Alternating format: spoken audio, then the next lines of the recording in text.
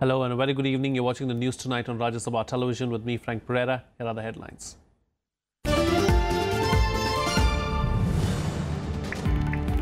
Air Chief B.S. Dhanoa says India's forces are ready for countering China and Pakistan to take on a two-front war. Warns Pakistan that India is capable of hitting nuclear sites across the border.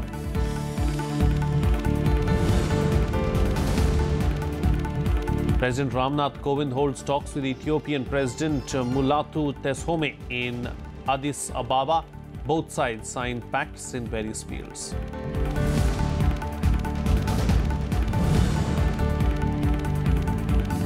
India and the European Union to hold 14th annual summit in Delhi tomorrow. Prime Minister Narendra Modi to take part in talks that will focus on enhancing cooperation on trade, counter-terrorism and negotiations for free trade agreement.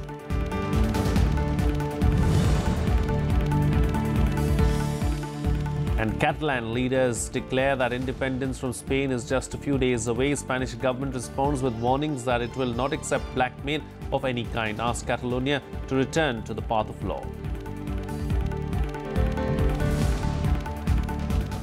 Echoing the confidence of Army Chief Bipin Rawat, Air Chief B.S. Dhanoa on Thursday reiterated that our forces are capable of countering China and ready to take on the challenge of a two-front war. Addressing a press conference on the eve of the 85th Air Force Day, the Air Chief Marshal said his force is ready for a full-spectrum operation.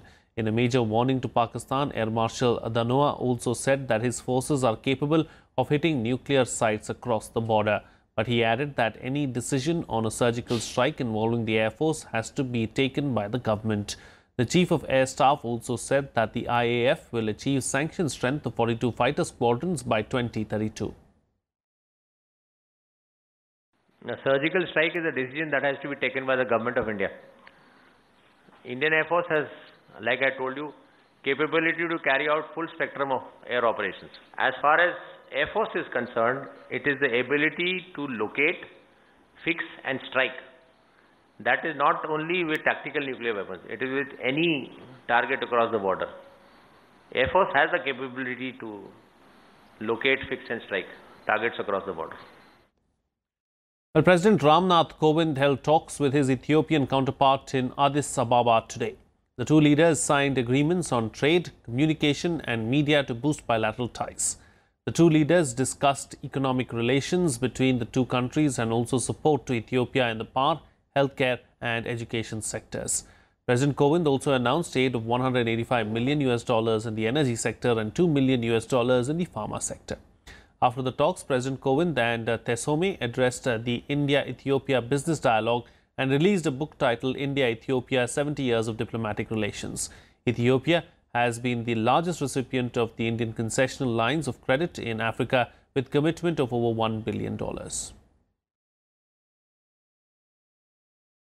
We will be working closely to develop our trade and investment and people-to-people relations. We will also work together in UN and other multilateral bodies.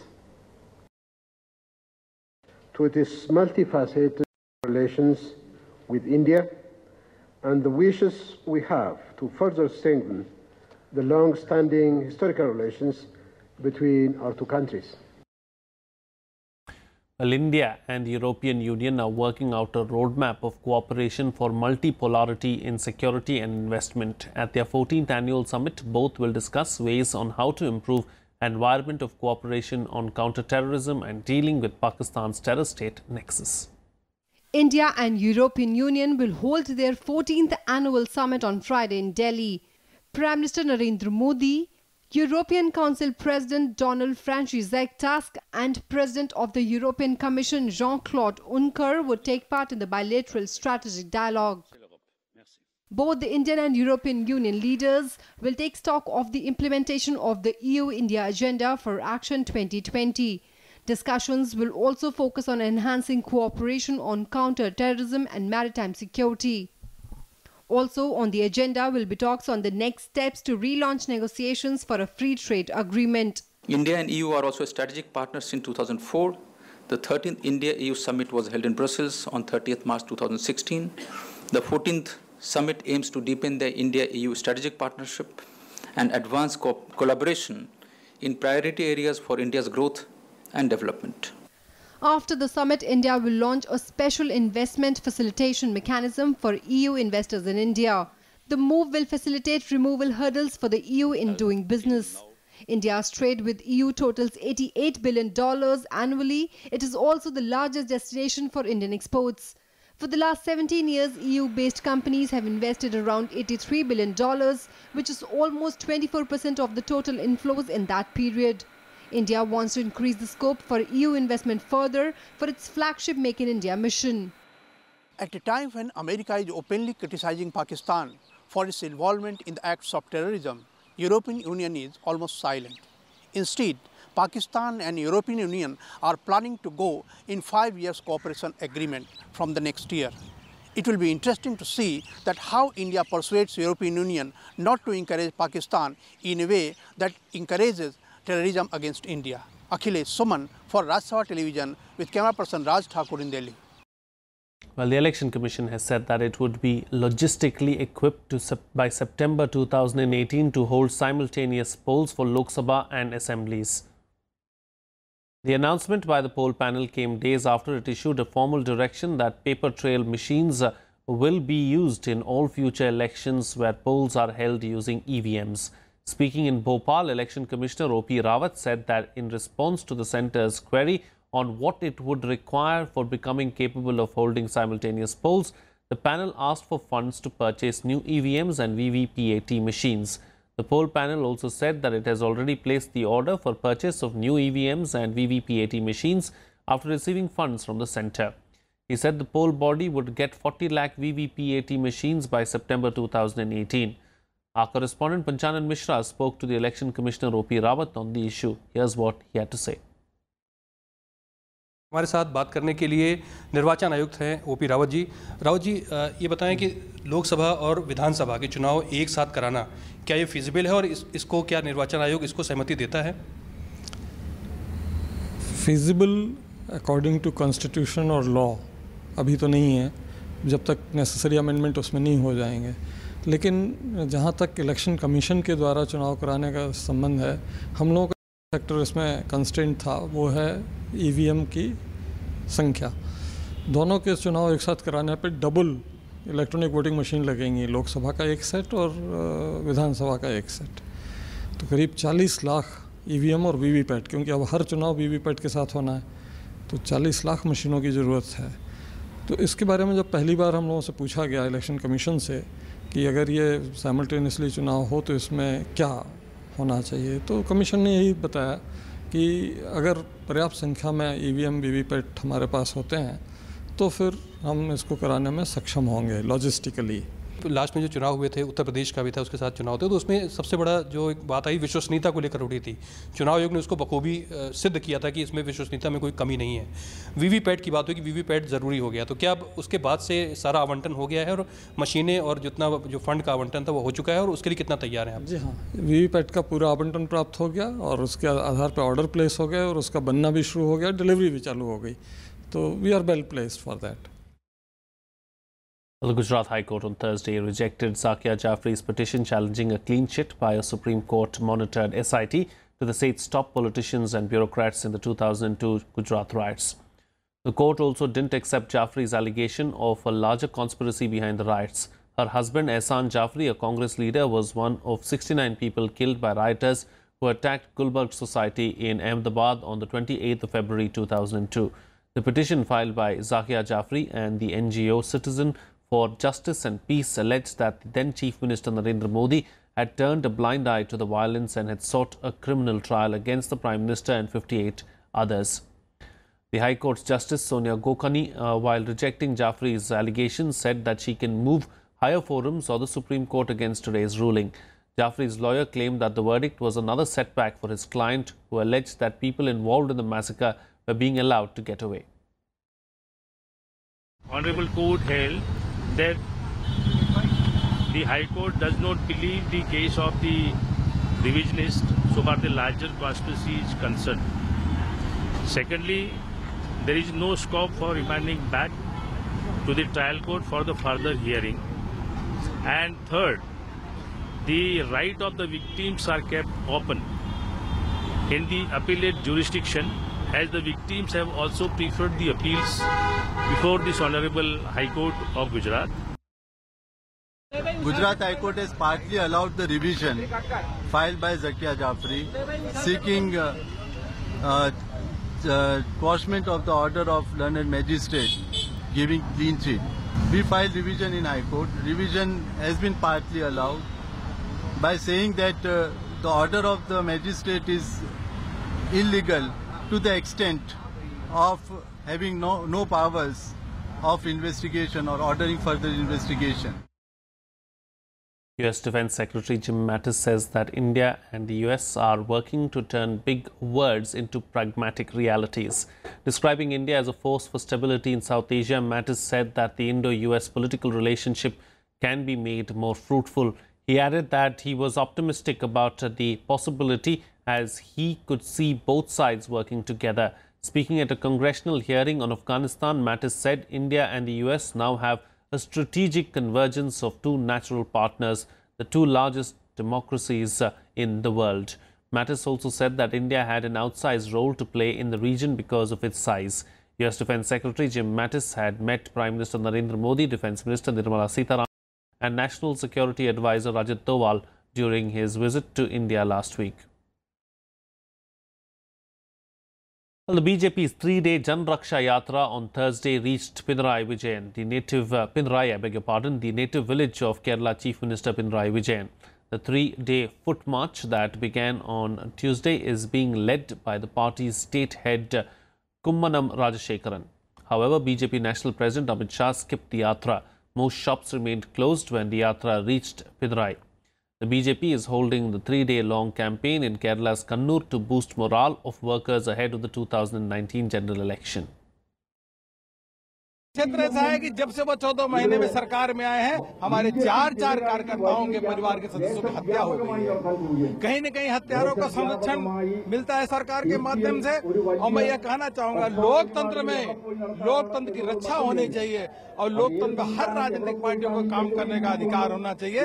यात्रा की शुरुआत राष्ट्रीय अध्यक्ष जी ने किया था। कल योगी जी आए थे, योगी आदित्यनाथ जी थे। कई राज्यों के मुख्यमंत्री भी आने वाले हैं और उसके साथ साथ केंद्रीय मंत्री आने वाले में है। पूरे देश के 11 करोड़ कार्यकर्ता भारतीय जनता पार्टी के केरल के यूनिट के साथ में हैं। Union Home Minister Rajnath Singh is on a two-day visit to Andaman and Nicobar Islands.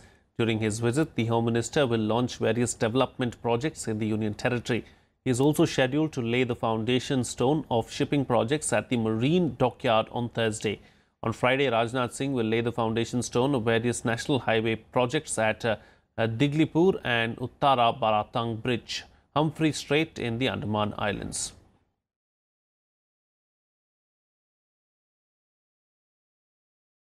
Well, here's a roundup of some more news from across the country and nationwide.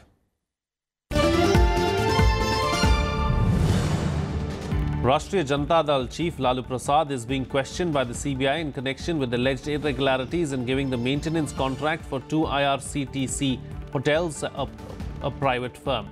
The contracts were given when Lalu was the railway minister. Lalu had earlier skipped 3 CBI summons seeking more time to prior engagements.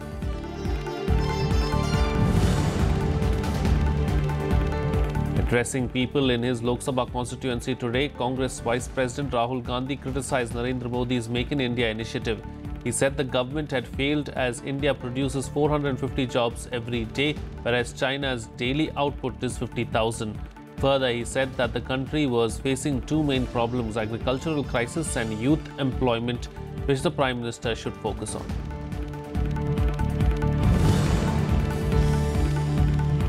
Former Uttar Pradesh Chief Minister Akhilesh Yadav was today re-elected unopposed as the National President of the Samajwadi Party for a 5-year term. The party National Executive met for the 10th convention and elected the 44-year-old for another term. The executive members also amended the party constitution to make the term of President 5 years from the present 3 years.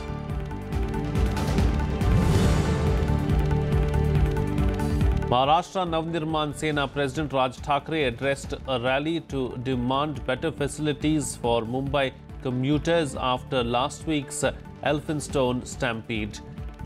He warned that the next protest will not be as peaceful. The Mumbai police had earlier denied him permission to hold the rally from Metro Theatre to Churchgate.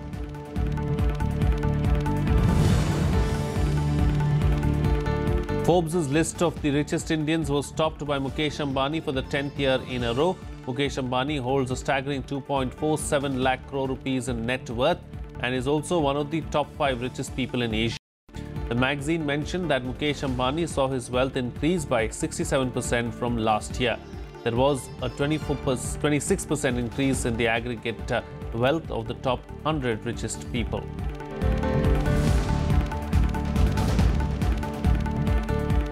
Well, it's time for a short break now, but news and updates will continue on the other side. Stay tuned, we'll be right back.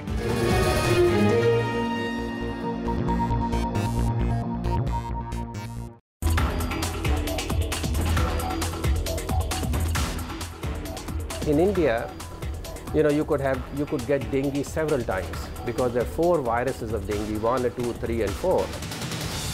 This 3-in-1 test actually picks up your dengue fever from day 1 of fever. But even if you ever had dengue fever in your life, like you are perfectly healthy now, if I take a sample from out, I can tell you if you ever encountered dengue. This test now has become a world leader. It has a global presence. It goes to other countries. Watch Eureka with Dr. Naveen Khanna, Senior Scientist, ICGEB, only on Rajya Sabha television.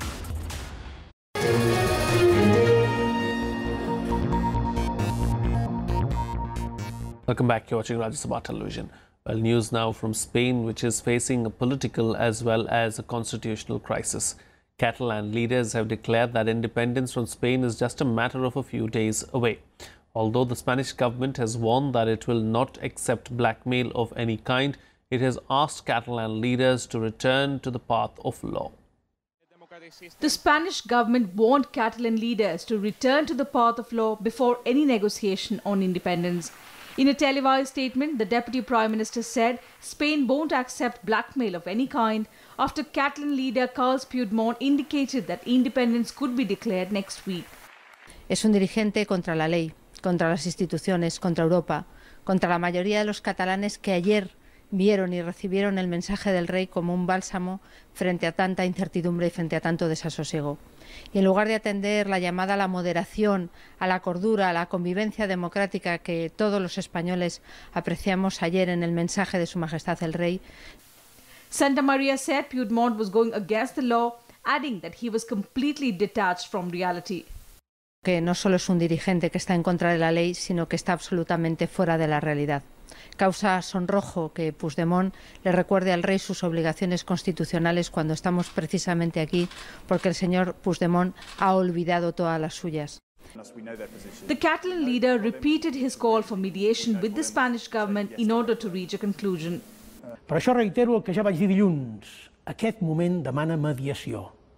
Hem rebut diverses propostes en aquestes darreres hores i en rebrem més.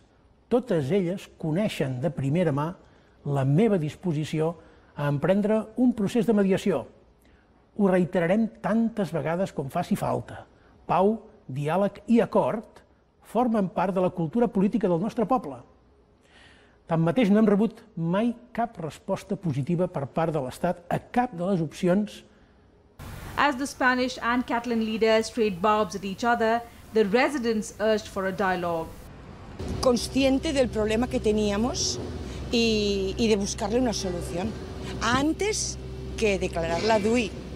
Antes a esto, pero es que esto es un tema como un divorcio. Se está tensionando demasiado la cuerda. Creo que es un momento que tanto el gobierno español como el gobierno catalán tienen que distensionar y tienen que hacer un esfuerzo para que todos los ciudadanos. Tensions between Spain and the northeastern Catalonia region continue to mount days after the disputed referendum on independence. Catalan officials say a majority of those who voted on Sunday backed independence. Nearly 900 people were injured as the national police violently tried to enforce a Spanish court order suspending the vote which the government had declared illegal. Bureau Report, Rajya Sabha TV. Well, the latest mass shooting in the United States has once again rekindled the debate for stricter gun laws. But ironically, the share prices for US gun manufacturers rose significantly after the deadliest mass shooting on Sunday. US stocks closed at record high for the third day in a row on Wednesday, despite the shooting driven by the shares rise in the gun manufacturing sector. Historical data shows that it is a common trend that shares of gun producers to rise after mass shootings due to the market fear of gun control laws being tightened. Investigators have revealed that Las Vegas gunman Stephen Paddock rented a hotel room in downtown Las Vegas weeks before Sunday's attack, in which 59 people were shot dead. Police also recovered nearly 50 firearms from 3 locations, nearly half of them from the hotel suite. Paddock rented a room at the Ogden Hotel in downtown Las Vegas. This has been confirmed. Okay. Reasons that ran through Paddock's mind is unknown, but it was directly during the same time as Life is Beautiful. We have recovered evidence from that location. We don't know if it is evidence, but we have recovered items in video evidence. And I don't want to, you know what, I'm using the wrong term. Evidence is not the term. We have recovered video from there to review Mr. Paddock's actions while he was there. While there is no evidence to indicate that the mass shooting in Las Vegas was a terrorist act, police suspect Paddock spent decades acquiring ammunition and weapons and meticulously planned the worst domestic attack in U.S. history. We have found no evidence to this point to indicate terrorism. But this is an ongoing investigation. We're going to continue to look at all avenues. We're not closing down any doors. The best way to do an investigation, the sheriff will tell you this, I'll tell you this, is that you don't go in with assumptions. He's not going to make assumptions, as you just said. I'm not going to make assumptions. We're going in there following the facts. The facts will always lead you to your conclusion. And we hope, very much so, to be able to provide concrete information to the public.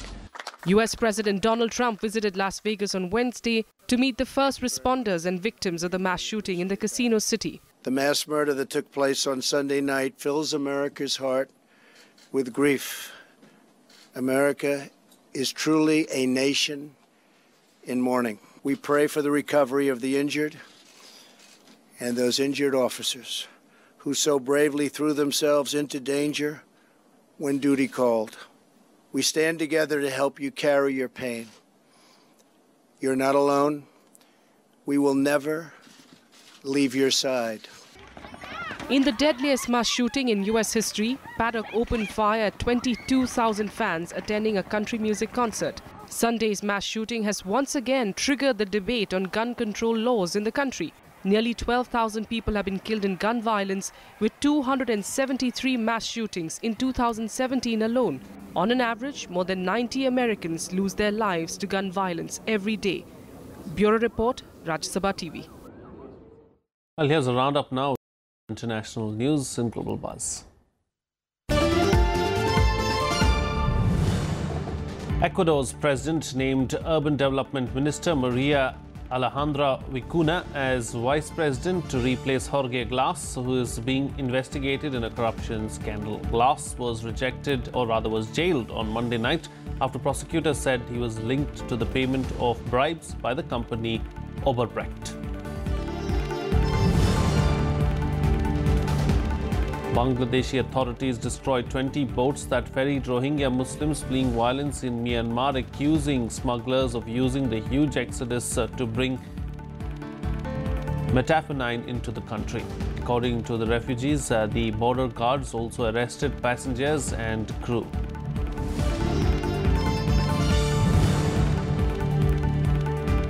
After meeting Turkish President Recep Tayyip Erdogan in Tehran, Iran's Supreme Leader Ayatollah Ali Khamenei said both the countries should prevent Iraq's Kurdistan region from declaring independence. Israel has denied being involved in the vote, but it has welcomed the Kurds' vote for independence.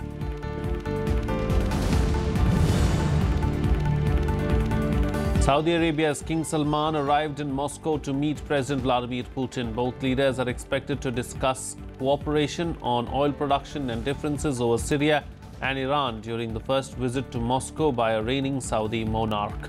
The visit reflects a rapid deepening of ties between the two, driven by a mutual need to arrest falling oil prices.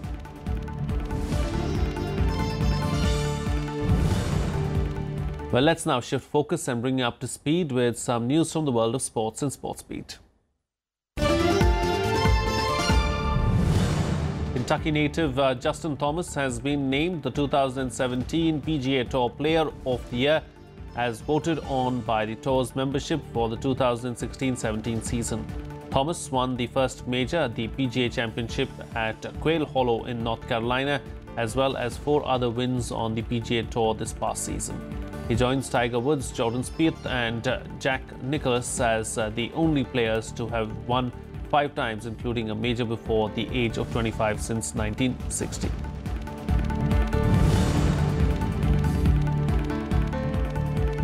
German reports claim coach Jupp Heynckes is set to take over Bayern Munich for a 4th time, succeeding sacked Carlo Ancelotti. The 72-year-old led Bayern to the domestic league and cup double and the Champions League title in 2013, but had to make way for Spaniard Pep Guardiola. Italian Ancelotti took over last season but was fired last week after the German champions slipped to second place in the league after twice squandering a 2-goal lead in consecutive games.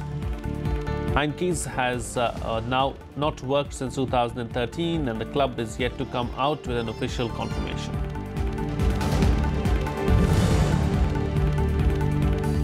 Argentina, Uruguay and Paraguay formally launched South America's 3-nation bid to host the 2030 World Cup, with Argentina the country likely to hold the bulk of the tournament stadiums. The South American bid is to coincide with the centenary of the World Cup, with Uruguay hosting the first tournament in 1930. The bidding process is not set to begin until 2021, making this tri-nation bid the first for the tournament. China and South Korea have touted possible campaigns to secure the 2030 World Cup.